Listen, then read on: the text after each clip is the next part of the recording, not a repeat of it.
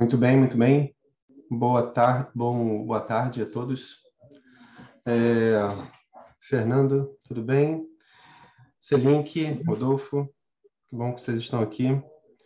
É, Vamos começar aí esse evento chamado Diálogos Empresariais, um evento aqui que a Academia ADD está começando a promover para a gente discutir um pouquinho ideias de mercado, numa visão um pouquinho mais filosófica, né? Alguns assuntos assim que a gente gosta bastante. Pelo menos eu gosto muito de discutir, né? É, e hoje a gente pensou essa reunião está sendo gravada, né? Depois a gente vai disponibilizar ela. A gente pensou em discutir um pouquinho sobre conselho de administração, né? Com o Fernando Klein. Ele fez uma apresentação muito bacana, né? Para a gente sobre isso e poxa, eu acho que outras pessoas gostariam de ver isso, né? E eu acho que vai ser bem interessante. Tudo bem, Fernando Klein? Tudo bem, bom dia, Marcos. Tudo bom? Então, Bom dia, Rafael. Bom dia, Rodolfo. a ideia é uma reunião rápida, não sei se é só te cortando, Fernando. Eu não falei aqui para todo mundo, né? Mas a ideia desse evento é um evento que reúne pessoas que gostam de conversar sobre o mercado, sobre vários aspectos dele, né? Com algum tema específico, nesse caso vai ser o tema de conselho de administração, e que fosse um evento uma vez por mês, um evento rápido, porque todo mundo tem uma agenda bem apertada, né? Então, a ideia é que fosse um evento de 30 minutos, 45 minutos no máximo. Uma exposição e um pouquinho de um debate, assim, né? Mas desculpa por te cortar, Fernando.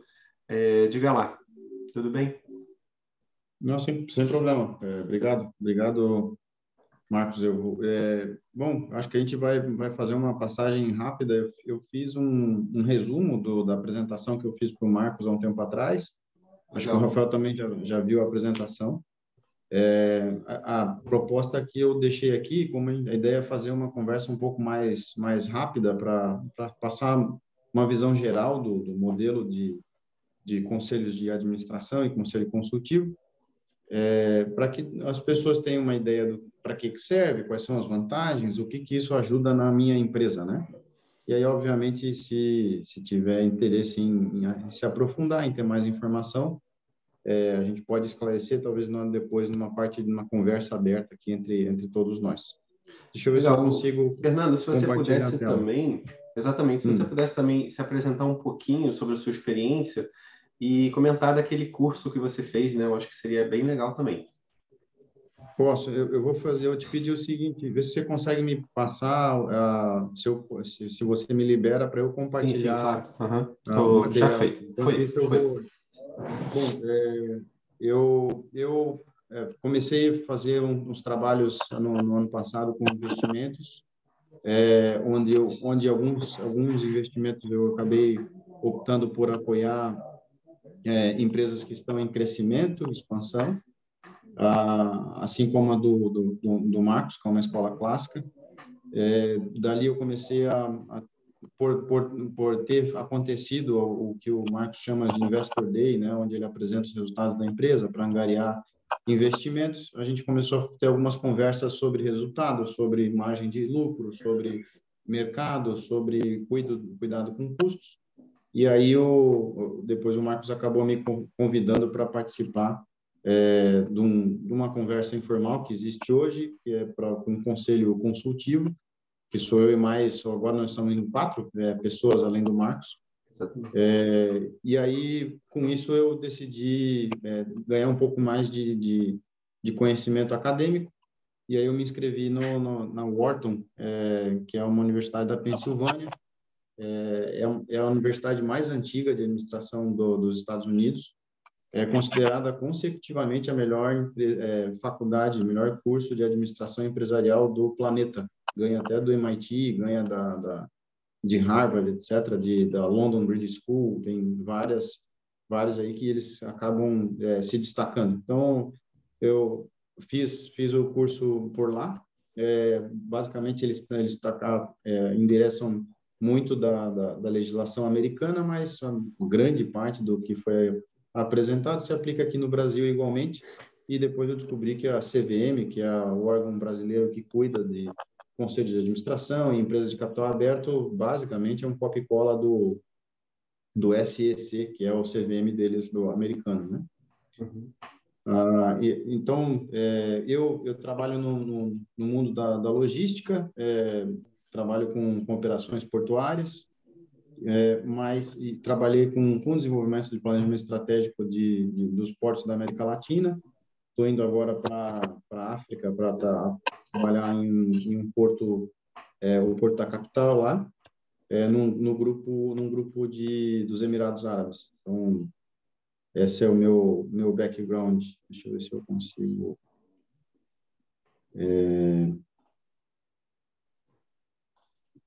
A tela, vou botar a tela inteira aqui. Qual é o país lá, Fernando? Para Angola. Vamos para Luanda. Só confirma se vocês estão enxergando a apresentação. Não, não. Não? Não, não. Eu já tinha dado... Muito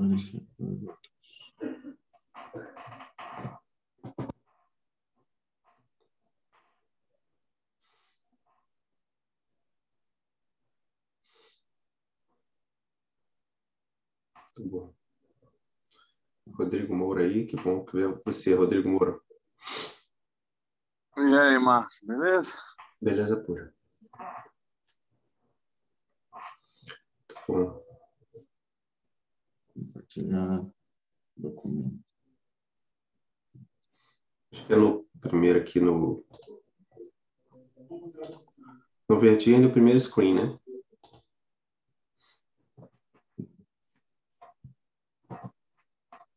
Estão conseguindo enxergar agora ou não?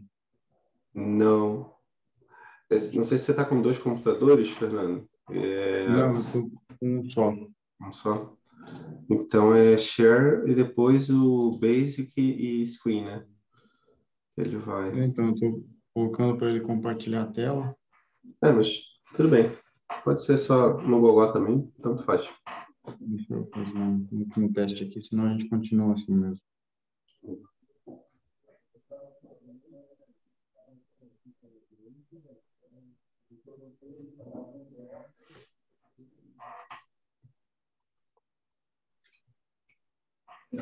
Bom, eu não sei porque eu não estava conseguindo compartilhar a tela, mas então nós vamos na leitura para não atrasar.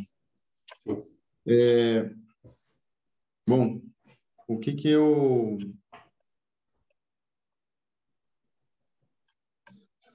Para que a gente... A primeira pergunta que eu separei para as pessoas se perguntarem é, por que eu preciso ter um conselho de administração? Que vantagem que a minha empresa tem, né? Quais são os benefícios de ter uma empresa, um conselho de administração na minha empresa, independente do tamanho, né? Eu separei alguns pontos aqui, né? Por exemplo, ela dá mais segurança na tomada de decisão do CEO, do presidente. É muito difícil você deitar no final do dia no travesseiro e ter certeza de que a decisão que você está tomando sozinho é sempre a melhor decisão para a tua empresa. Às vezes você está muito apaixonado pela empresa e toma uma decisão emocional. Às vezes você não tem uma visão do todo, você não conhece algum tema, o que é muito comum, né? As pessoas têm as suas limitações. Às vezes a pessoa cresce porque tem uma pegada de vendas muito forte, mas conhece pouco de administração financeira ou conhece muito da operação e não sabe vender. Então, é natural que as pessoas tenham as suas limitações, né? Então, o conselho de administração vai estar lá disponível para ter mais cabeças pensantes. Você multiplica a quantidade de donos, com a cabeça de dono, para pensar no que é melhor para a empresa em todos os momentos, né? Promove transparência dos resultados, porque você tem um grupo independente, que dependendo do modelo, é até juridicamente fiduciário às decisões da empresa. Então, o mercado sabe que as documentações, as auditorias, etc., são bem feitas, porque existe um grupo de pessoas independente do presidente da empresa que estão lá avaliando também a acurácia das informações, a assertividade, ver se se estão passando se existe algum problema, alguma questão que pode prejudicar a transparência da empresa. Aumenta a sua lucratividade, porque o conselho vai observar 3 níveis diferentes, né? Dentro da empresa, fora da empresa e muito acima do mercado, que é a parte institucional, basicamente em relação com leis, governo, etc. Melhora a governança do seu empreendimento, então ajuda no modelo de gestão da empresa, busca melhores práticas de mercado de como você deve gerenciar a tua empresa, quais são os indicadores que você deve olhar.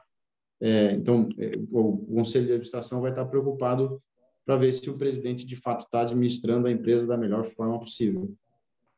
Apoia a gestão ambiental e social também, junto com a governança, para formar o famoso ESG, né? Trabalha com aspectos ambientais, com impactos sociais, para, de novo, né, para aumentar a lucratividade da empresa, que eu acho que o ESG ele tem uma bandeira muito específica ultimamente, mas o propósito inicial dele é muito mais abrangente. Apoio para superar eventuais crises. A gente nunca espera ter uma crise, mas pode acontecer um incêndio na fábrica, um acidente ou uma fatalidade de um operador, uma mudança de lei que compromete o bom andamento da sua empresa. Então, como ser profissional em um momento de alta tensão, que é o momento de uma crise, né? Essas pessoas devem estar bem conectadas para ajudar a suprir e para conseguir alguns gatilhos de sucesso até sair definitivamente da crise.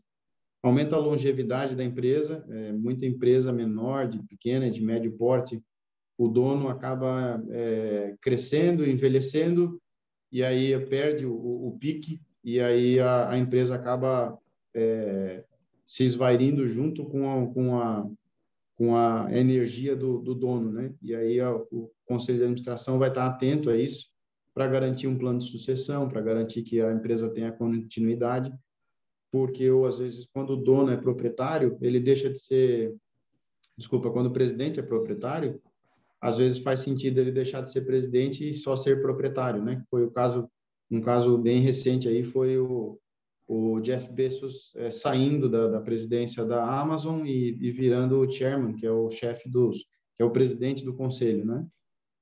Então, ele não preside mais a empresa, mas ele acompanha de perto a estratégia e o crescimento da sua própria empresa. Fomenta oportunidade de inovação, buscando outras ideias, auxilia o desenvolvimento de competências do comitê executivo, auxilia a seleção de novos candidatos na posição de CEO, então vai procurar quando o presidente quer sair, né? E às vezes o presidente não tem mais a competência de continuar crescendo, às vezes esse grupo deve trazer bons nomes aí que façam uma transição profissional. Suporta a definição de remuneração do presidente, então para que esse presidente tenha uma remuneração interessante, para que a empresa seja atraente para o nível de profissional que se procura, mas também que não gaste excessivamente com a remuneração do CEO. E auxilia na cibersegurança, que é um tema que vem aumentando a atenção cada vez mais, né? A cibersegurança tá sendo discutida em vários níveis, não mais em grandes corporações e governos, mas chegando a nível de CPF, né? Aqui no Brasil, especialmente, os golpes de WhatsApp, por exemplo, são corriqueiros, mas hoje existe uma quantidade gigante de perigos cibernéticos. Bom, nesse slide que eu estou aqui, que infelizmente vocês não estão vendo, eu vou tentar postar uma foto dele no grupo do WhatsApp, para que não fique tão... Legal. Tão, Depois se você pudesse mandar também todo o material, né? Seria legal. Mando sim. Eu vou colocar aqui já. Muito bom. Com esse fonte que você falou, né?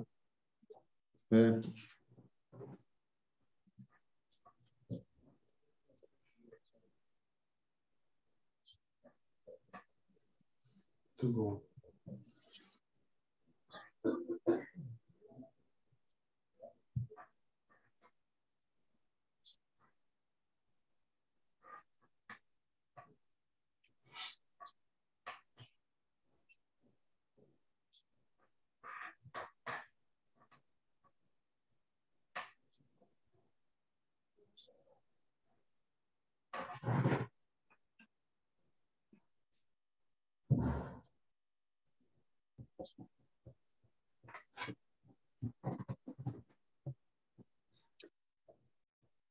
Estou conseguindo fazer o mais simples aqui. Deixa que eu vou...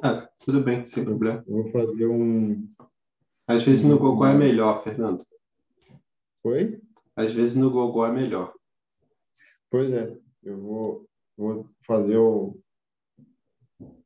Depois você manda também esse material aí. Sim. Não sei se você quer falar mais alguma coisa, ou se a gente... Bom, aqui tem as fotos do Conselho de Administração. Basicamente, é uma pirâmide acima do diretor-presidente, né? Esse Conselho de Administração vai estar basicamente ligado com a presidência da empresa para acompanhar os resultados. Para uma fração do trabalho deles é monitorar o desempenho do presidente no mês a mês, na rotina, mas é uma parcela muito pequena, 15% a 20% deve ser a parte de acompanhamento e os 80% é estratégia, olhando o crescimento da empresa, a expansão, o planejamento estratégico, onde estão os investimentos e o que tem de riscos aí adicionais relacionados a riscos de mercado, riscos institucionais.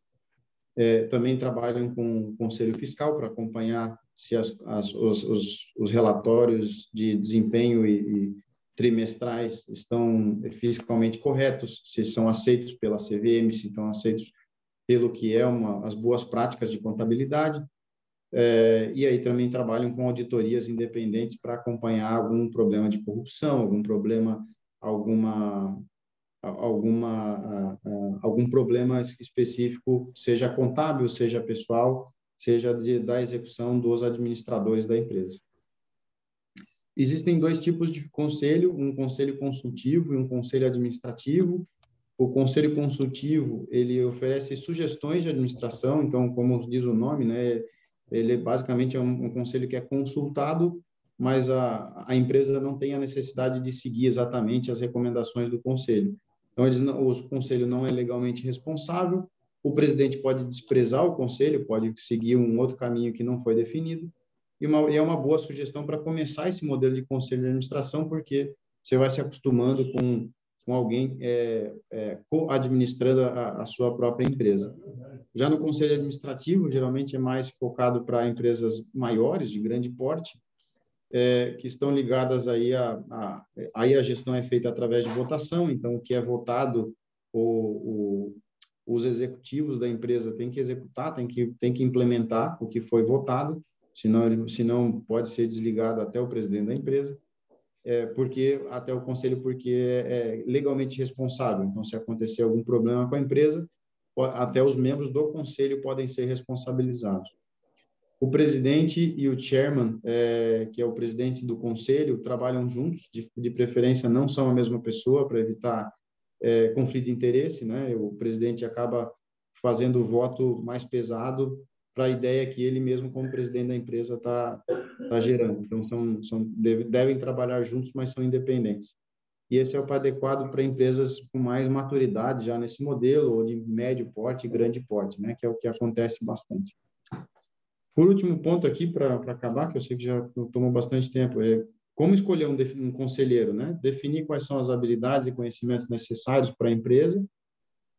Então, se é estratégia, se é finanças, se é tecnologia, marketing, quais são as habilidades que a tua empresa precisa? Basicamente, a pergunta boa para fazer quais são as habilidades que você, como presidente da empresa, domina menos, né? Busque um balanço entre divergências e convergências de pensamento. É sempre bom trazer aquele cara ranzinza que questiona tudo que o presidente fala, né? Porque se for para todo mundo ficar balançando a cabeça, você está pagando um conselho de administração só para torcer por você, né? Então, tem que ter gente que conflita, tem que ter gente que discorda da tua opinião. Participação de conselheiros independentes, então é legal ter alguém de fora, né? Não só ser ligados da empresa ou só amigos do presidente, para que evite conflito de interesses. Definir a quantidade de membros do conselho, que a CVM sugere de 5 a 9 membros, de preferência números ímpares, para evitar empate nas votações. mas isso é uma recomendação. Você pode fazer com 1, com 2, ou com 20, como você preferir. Necessidade de comitês, então, às vezes, são temas diferentes, ou pode ser considerado como temas para empresas menores, né? Que estão relacionados à remuneração, auditoria, nomeação de cargos de diretoria. O conselho pode absorver, pode terceirizar essa demanda, mas é um ponto importante a ver. Definir o tempo de mandato dos conselheiros, que pode ser de 2 a 5 anos, renovável de acordo com se você está gostando do desempenho da pessoa. E aí vai ter desenvolve um estatuto, ou seja, como é que as regras de como é que esse conselho vai trabalhar. E o último aqui, que eu acho que é o mais importante, é comece simples, né? Comece de um jeito mais simples, e aí depois vai organizando gradativamente o modelo de como o conselho deve atuar. Finalmente, os 3 pontos que eu falei aqui, que o conselho vai olhar, é a parte organizacional, parte de mercado e institucional. Organizacional para dentro da empresa, olhando o modelo de gestão, planejamento estratégico, vendo a cadeia de suprimentos, vendo o portfólio de produtos da empresa. Depois vai para o mercado, olhando para as forças de Porter, ou seja, quais são os riscos que a tua empresa corre com concorrentes diretos e indiretos. Qual é o perfil dos teus clientes, quais são as tendências mercadológicas e qual é o monitoramento de stakeholders, que pessoas importantes que podem influenciar no seu mercado. E, por último, o nível institucional, que vai olhar as associações do setor, a conexão com stakeholders e reguladores, para ter certeza de que o governo, órgãos reguladores, não impactem negativamente na sua empresa. São Bom, 3 basicamente, coisas. são pontos. Você falou organizacional, institucional e... Organizacional, mercadológico mercadológico. e institucional. Uhum.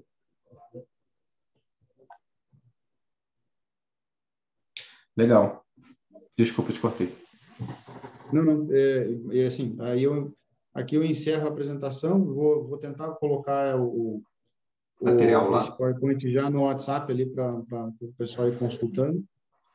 Peço desculpa pela falha técnica aqui, mas eu já tento corrigir o mais rápido possível. Sem problema, muito bom, Fernando. Gostei bastante da apresentação. Eu sempre vou anotando aqui, né? Eu anotei umas 3 folhinhas aqui de um bocado de coisa assim que a gente poderia falar. Mas não sei, queria abrir aqui o microfone para todo mundo, se alguém quiser falar antes de mim.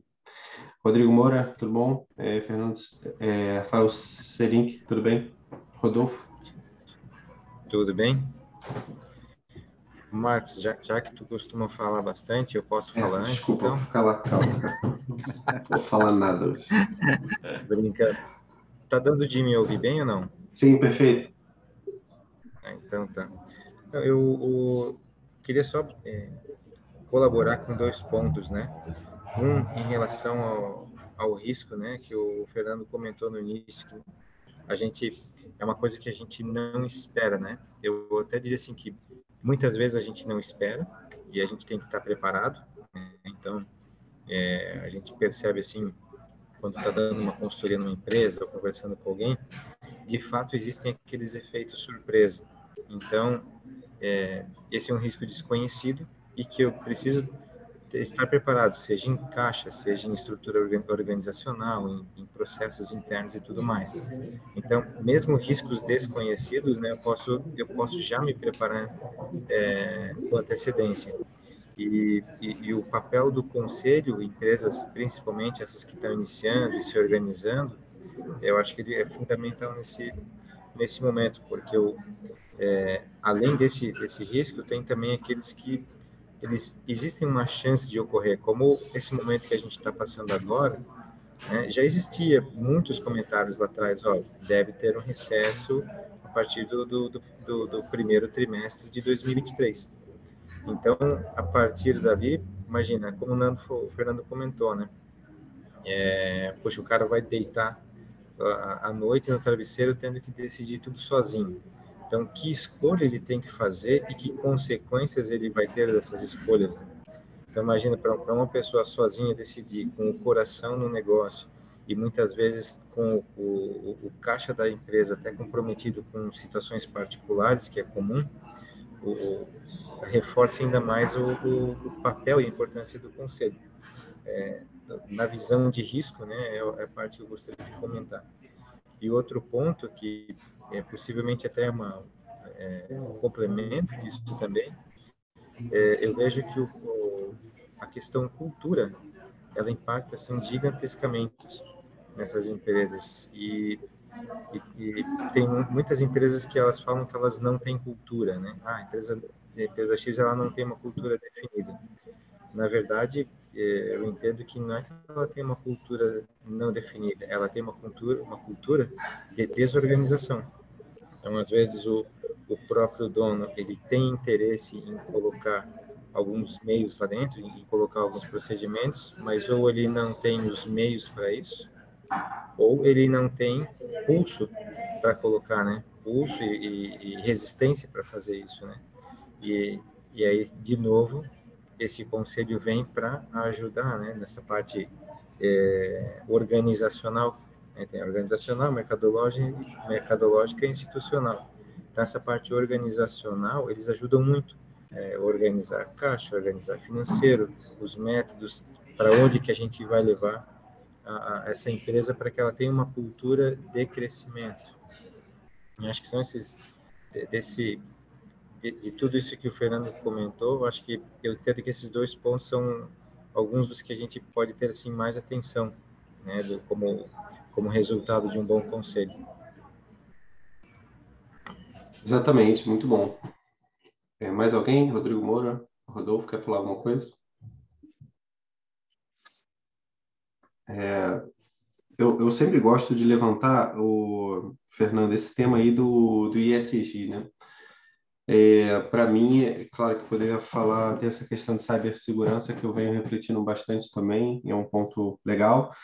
Essa questão de sucessão também, eu vi um material muito bom também sobre isso. Mas essa questão de ESG parece que é a primeira, assim, né? O que eu vejo é que se fala muito sobre isso em todos os lugares.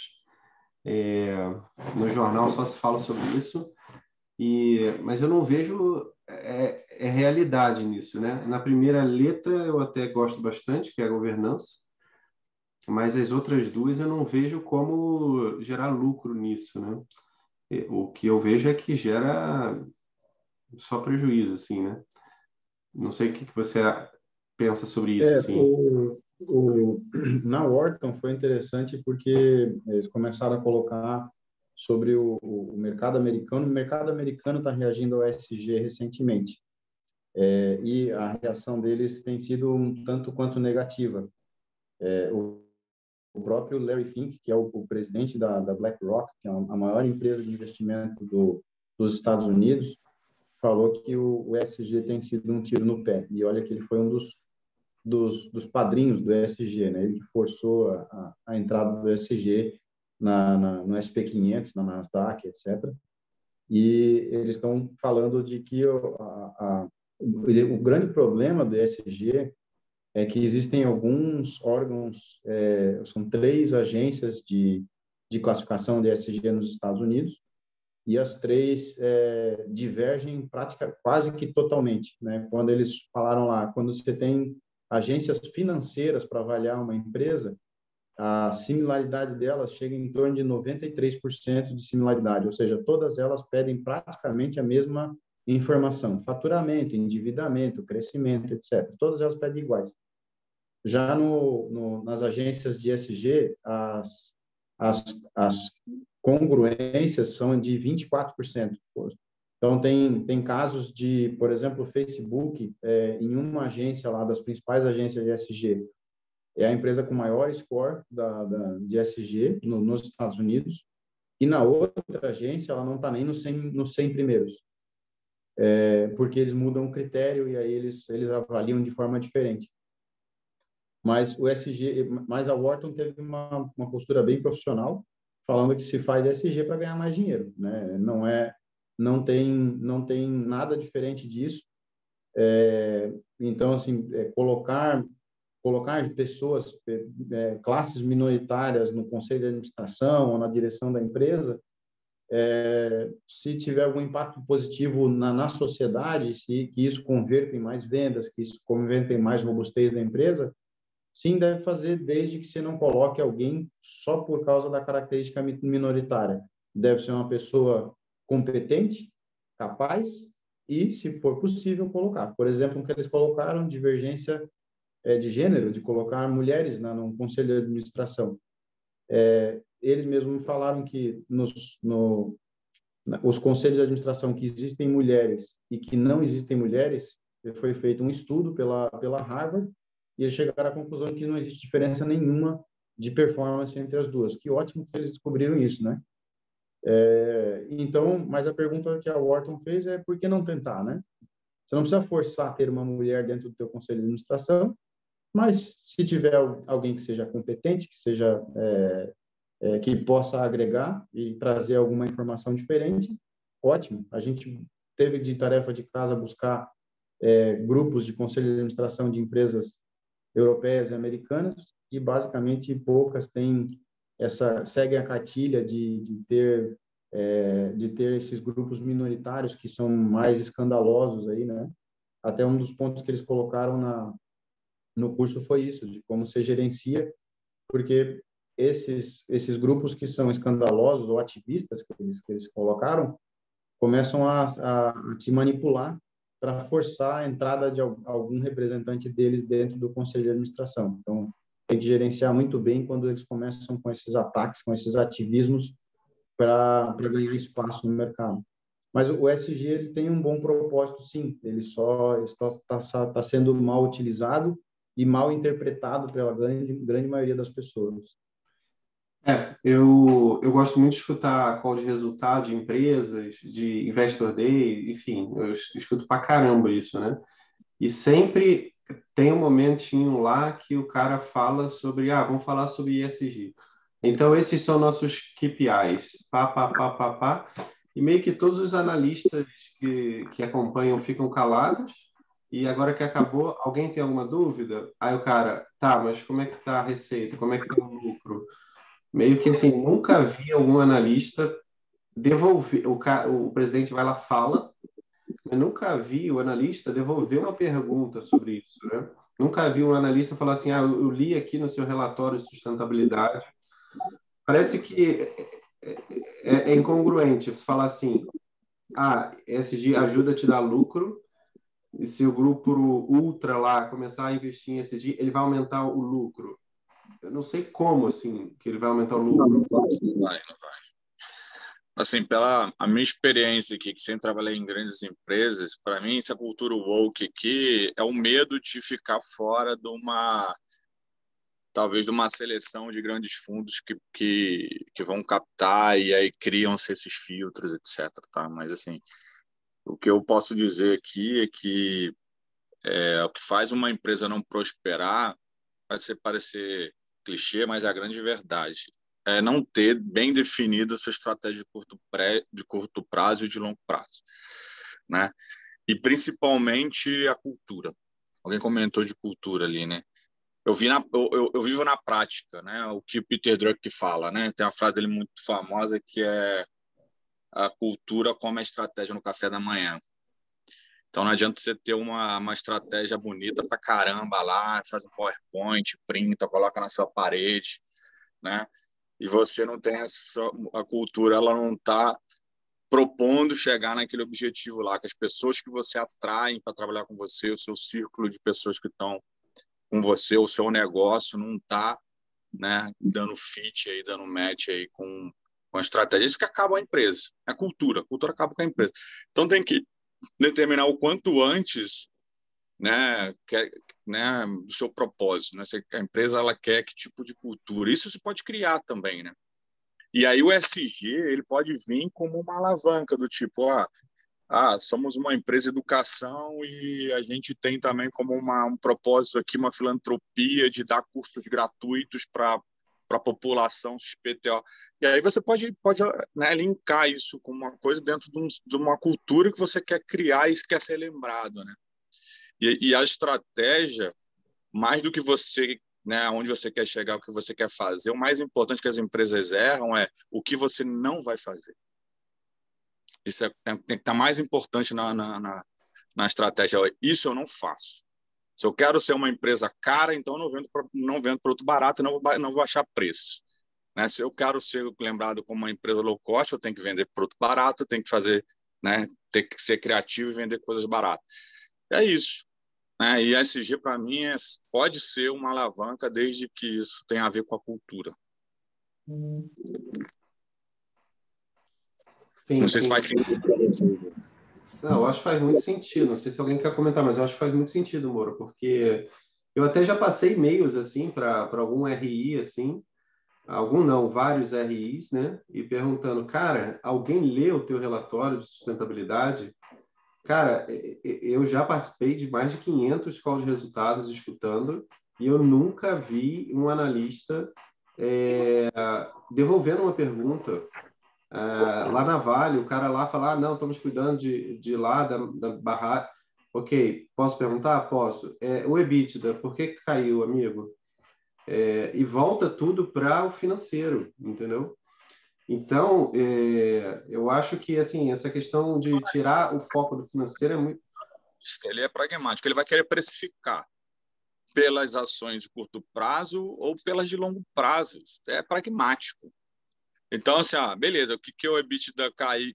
Porque caiu, o que você está fazendo para poder, né, recuperar aquilo lá? E qual é a sua visão de longo prazo? Onde você quer chegar? A Vale quer mudar de o tipo de minério? Vai focar cada vez mais em pelotização? Isso que eles querem saber.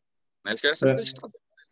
Não quer saber o que eles falaram é que o ESG ele vai focar as ações que são focadas, seja de ambientais, seja sociais, tem o intuito de impactar positivamente os teus clientes ou um público que você não atinge ou um público que os teus clientes apoiam, e aí você vai fazer um projeto social nesse público, e aí e os teus clientes vão ficar satisfeitos com esse movimento e passam a ser teus clientes ou passam a gastar mais contigo, acreditar mais, fortalece mais a tua marca. Mas isso tudo é muito intrínseco e no final eles pedem exatamente o que o Rodrigo está falando, que todo mundo está falando aqui, né? O sucesso disso é crescimento de EBITDA. Estou crescendo, tenho crescimento, estou tendo mais resultado, estou gerando caixa, ótimo. Então, as ações que você está fazendo, tanto dentro da sua empresa quanto no mercado, são positivas.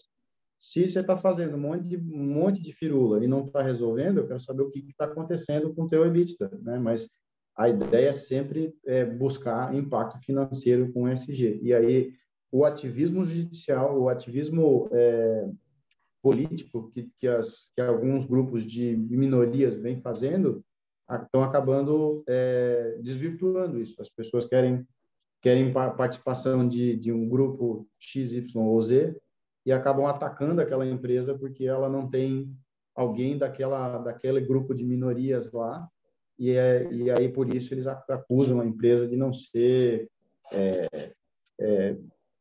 andar de acordo com as definições do ESG, mas basicamente eles só querem mais poder, né? Mas isso eu acho que fica claro que não só o tema do ESG, mas outros, eles demandam um conselho maduro, porque um conselho maduro ele vai saber justamente lidar com esse tipo de situação, né? Porque a gente não pode ignorar que esse é um tema que ele tem a sua relevância e que cada tipo de negócio vai demandar um tipo de administração. Uns, eventualmente, você vai ter que fazer um marketing um pouquinho mais forte, outros, possivelmente, você vai ter que mexer no seu produto, compreender o seu cliente, e em determinados mercados, talvez você não precise nem tocar no assunto, né?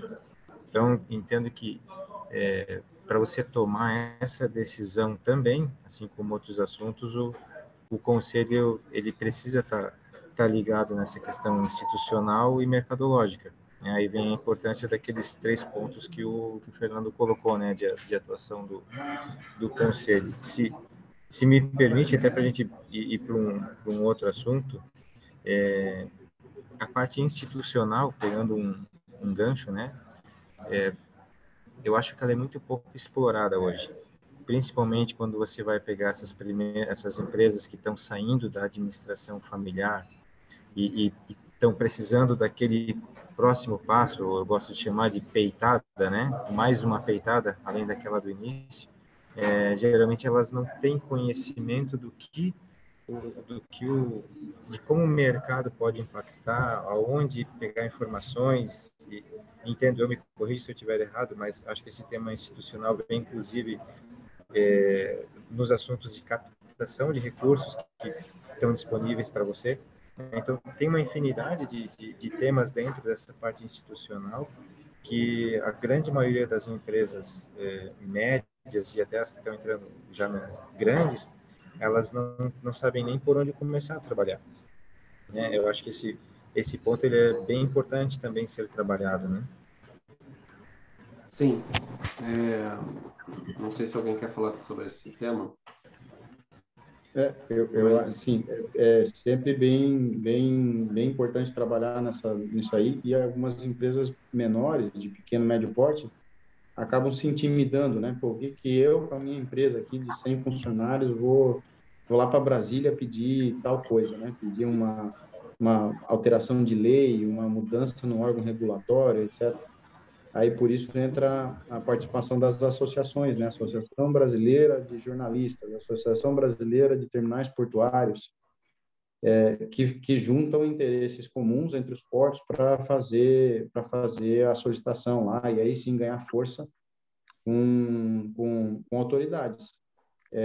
Então, é importante fazer isso. As empresas menores acabam ficando muito tímidas pelo seu tamanho, mas de fato tem uma boa importância, uma boa entrega. É importante estar atento, porque às vezes uma mudança institucional pode impactar seriamente principalmente uma empresa pequena, porque uma empresa grande, o próprio governo se preocupa em não prejudicar, né? Ou pelo menos, ou se prejudicar, não ter um benefício maior no final da atitude. Mas é sempre importante fazer esse gerenciamento institucional aí, seja não só no governo, né, não só indo lá em Brasília, mas também em alguns órgãos regulatórios que podem afetar o bom andamento da empresa. Sim, exatamente. Não sei se o Rodrigo Moro quer falar alguma coisa para finalizar.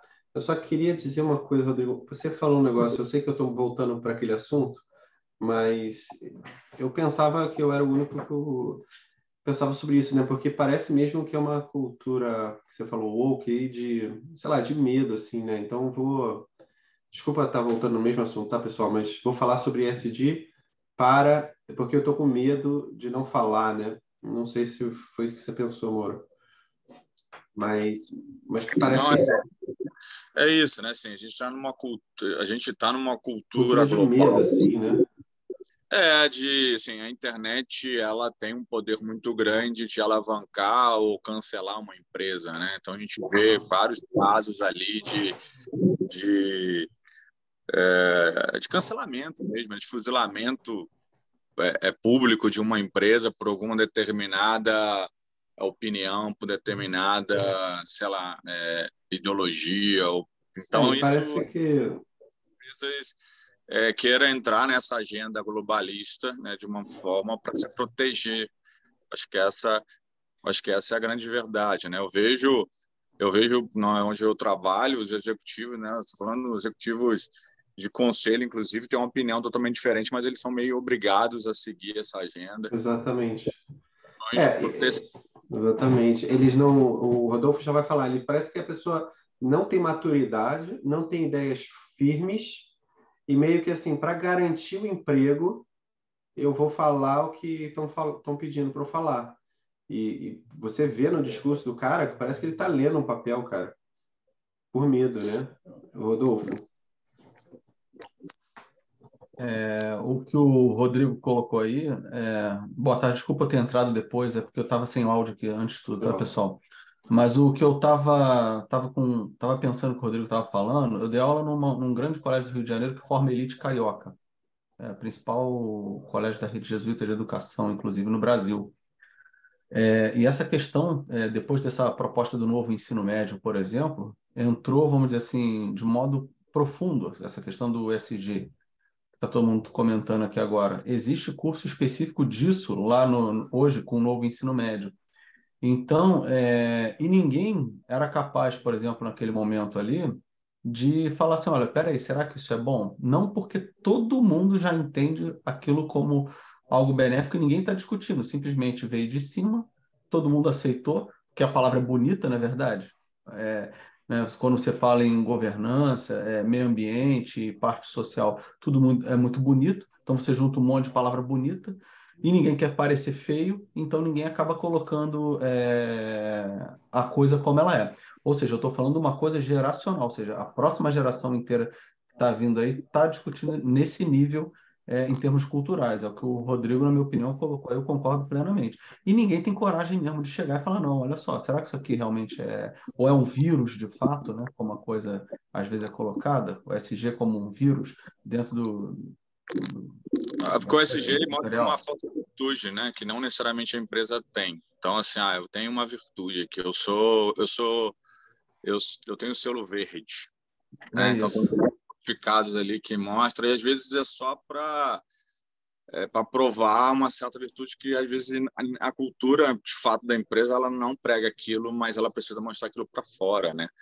Porque existe muito boicote, né? Existe, principalmente para empresas que exportam, empresas que se relacionam com o mundo lá fora, ela tem quase que a nova ISO, né? A ISO 9000 lá na década de 90 é o selo ESG. Então você tem que passar por esse crivo lá se você quer fazer parte de um fundo, né?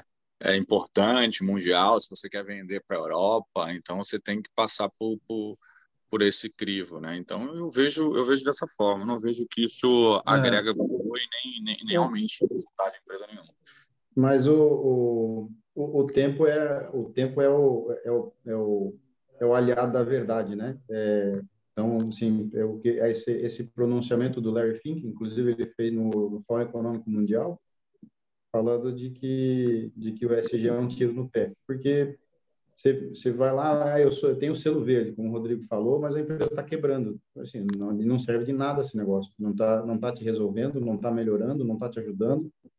Então, não adianta se falar que lá, né, o banco do lado Vale do Silício que quebrou, que foi a primeira trans, né, assumiu um banco, quebrou. Como conseguiu quebrar um banco que vivia de título da dívida pública do governo americano e quebrou. Sim. E aí, o próprio Elon Musk questionou, né? Pô, por que a Ford e a GM tem um score lá em cima no ESG, na questão de ambiental, e a Tesla, que faz carro elétrico, não está nem listada? Então, você vê o caráter político, o caráter escuso da bandeira do ESG, né? Então, mais cedo ou mais tarde, isso aí vai ruir, porque está sendo embasado sem sustentação, né? Isso aí não vai ficar dessa forma por muito tempo. É o que o Rodolfo falou, né? Assim, está se criando uma cultura, gente. E cultura é um negócio que é difícil para mudar, né? Gerações. Exato. Exato, até porque adolescentes, eles vão fazer questão de olhar isso nas empresas, né? sei lá, e uma coisa é quando eu tenho, sei lá, 50 bi para poder queimar num negócio desse. Outra coisa é quando eu trabalho no nível dos milhões e eu não posso queimar nada. Tá entendendo? Então ainda tá nesse nível ainda. Você tem 50 bi para poder queimar num negócio desse, isso não vai te afetar? Para o cara que está começando ali, empresa pequena, aquilo faz toda a diferença do mundo, né? Ainda tem esse tipo de coisa. E aí toca no que o Rafael falou, do que o Fernando colocou também, da questão da importância do conselho. A questão é, e se esse tipo de coisa chegar no conselho, né? Esse tipo de agenda woke entrar no conselho. Exatamente. Quando a agenda woke entra no conselho, aí sim a gente está num nível problemático, na minha opinião. Entendeu? Que aí, o que vai acontecer? São os bilhões que vão importar ou a ideologia que vai importar? Aí começa um cabo de guerra, né? Muito bom, pessoal. Então é isso. O papo tá bom, nosso tempo acabou. Eu acho que foi bem produtivo. Fernando, muito obrigado. Eu acho que foi muito legal o debate, né? A gente falou aqui sobre riscos, que é uma coisa muito bacana, mas não conseguiu entrar muito, né? Sobre institucional também não, e a gente acabou entrando no ESG, né, Selink, que é o que meio que está apertando o calo de todo mundo, mas eu acho que o debate assim foi bem bacana, né? Acho que foi muito bom. Muito bom. Então, a ideia é que a gente faça esse encontro assim, 30 minutos, 45 minutos, uma vez por mês, né? E aí possa conviver com algumas pessoas que ainda têm uma sanidade mental, assim, né? Porque de vez em quando, Moura, eu fico lembrando desculpa, tá até gravando, não sei se eu não vou botar isso na internet, não, senão vai escandalizar muito o pessoal. Mas eu ficava lembrando sei lá, da Vale, dessas empresas aí que a gente trabalhou junto, né, Moura? Não preciso falar. E como é que é uma loucura lá, cara. É muito diferente mesmo. Mas é isso. Então tá, pessoal. Um bom dia para vocês. Até mais. Tchau, tchau. Obrigado, Valeu, tchau, tchau. obrigado pela oportunidade. Valeu. Valeu.